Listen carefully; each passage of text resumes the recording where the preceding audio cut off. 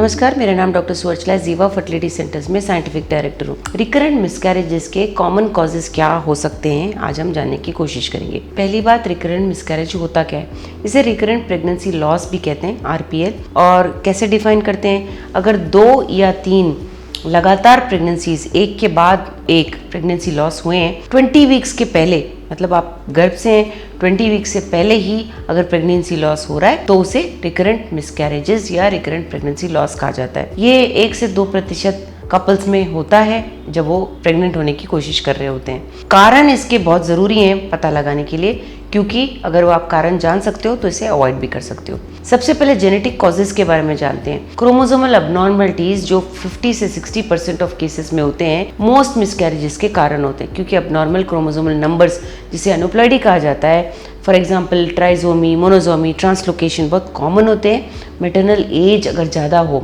माँ की उम्र अगर ज़्यादा हो तो एग का क्वालिटी कम होता है उम्र के साथ, तो इसका कारण जेनेटिक होना बहुत चांसेस रखता है। हार्मोनल या मेटाबॉलिक डिसऑर्डर्स की वजह से भी हो सकता है, स्पेशली PCOS महिलाओं में जिनमें इंसुलिन रेजिस्टेंस होता है, हाई एंड्रोजन लेवल्स होते हैं, पुअर एग क्वालिटी होने के कारण मिसकैरेज रिस्क बहुत ज़्यादा होता है। थायराइड डिसऑर्डर्स भी एक कारण बन सकते हैं, वो बेशक हाइपोथायराइडिज्म हो या हैशिमोटोस डिजीज हो। लो थायराइड अगर हार्मोन्स हो तो इम्प्लांटेशन फेलियर हो सकता है या मिसकैरेज हो सकता है। अनकंट्रोल्ड डायबिटीज, बेशक वो टाइप 1 हो या टाइप 2 हो या जेस्टेशनल डायबिटीज हो, मिसकैरेजेस में रिजल्ट हो सकता है।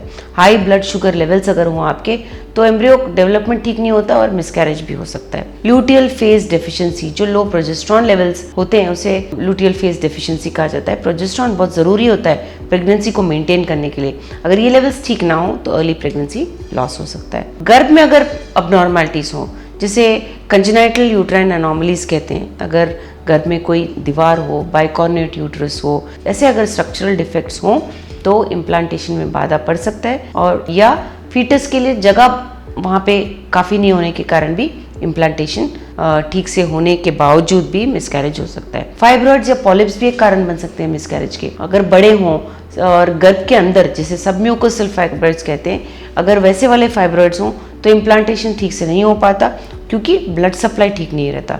सर्विक्स अगर ठीक ना हो तो बहुत जल्दी खुल जाता है, स्पेशली सेकेंड ट्राइमेस्टर में, जिसकी वजह से मिसकैरेजेस हो सकते हैं। कुछ ब्लड क्लॉटिंग डिसऑर्डर्स जिसे थ्रोम्बोफिलिया कहते हैं, एंटीफॉस्फोलिपिड सिंड्रोम भी एक कारण बन सकता है। ऑटो इम्यून डिसऑर्डर्स जो एक्सेसिव क्लॉटिंग का कारण बनते हैं, वो ब्लड फ्लो प्लासेंटा को पहुंचने नहीं देते, जिसकी वजह से ये इशू हो सकता है। इनहेरिटेड थ्रोम्बोफिलियास, जो ऐसे कुछ उदाहरण है, factor V Leiden, prothrombin gene mutation, इनकी वजह से भी ब्लड क्लॉट्स का रिस्क बढ़ता है और मिसकैरेज का रिस्क भी बढ़ता है। इम्यूनोलॉजिकल कॉजेज के बारे में भी बात करना चाहिए। ऑटो इम्यून कंडीशंस होते हैं, ल्यूपस जैसे, APS जैसे, इस इम्यून सिस्टम में बॉडी एम्ब्रियो को ही अटैक करना शुरू करता है, जिसकी वजह से प्रेगनेंसी लॉस होता है। Abnormal maternal foetal immune response कहते हैं इसे, जिसमें बॉडी एम्ब्रियो को बाहर का फॉरेन बॉडी सोचता है और उसे अटैक करके उसे मारना एक रिस्पॉन्स एक्शन हो जाता है। कुछ इन्फेक्शंस होते हैं जो मिसकैरेज रिस्क को बढ़ा सकते हैं, bacterial vaginosis, listeria, toxoplasmosis, cytomegalovirus,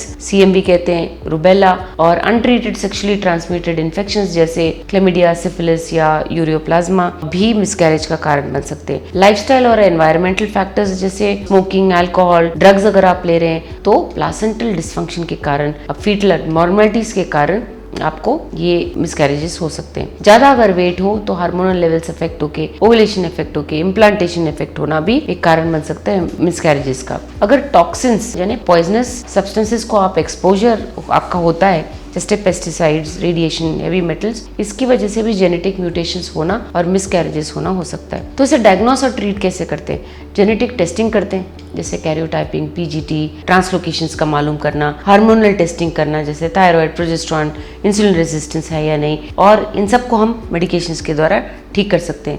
uterine imaging, जैसे HSG, हिस्ट्रोसोनोग्राम, MRI, ये सब स्ट्रक्चरल एबनॉर्मलिटीज़ को देखते हुए उनका सोल्यूशन ढूंढते हैं। एंटीफॉस्फोलिपिड और क्लॉटिंग टेस्ट करा सकते हैं, जो एस्पिरिन और हेपरिन से ट्रीट किए जा सकते हैं। Lifestyle modifications, weight loss, smoking कम करना, बैलेंस डाइट रहना, इन सब से भी आप अपने रिस्क को कम कर सकते हो। रिकरेंट प्रेगनेंसी लॉस या रिकरेंट मिसकैरेज के बहुत सारे कारण हो सकते हैं, जैसे जेनेटिक कारण, hormonal imbalances, uterine abnormalities, immune disorders. लेकिन ठीक से अगर इसे एवेल्युएट करें और इसका अंडरलाइंग कॉज ढूंढे हम, तो ट्रीटमेंट के बाद प्रेगनेंसी चांसेस इंप्रूव होने के चांसेस बहुत अच्छे होते हैं। इसके बारे में और जानकारी के लिए अवश्य जीवा फर्टिलिटी सेंटर आएं। धन्यवाद। हमने इस वीडियो को बनाने में बहुत मेहनत की है, ज़रूर हमें सब्सक्राइब और लाइक कीजिए। Thank you.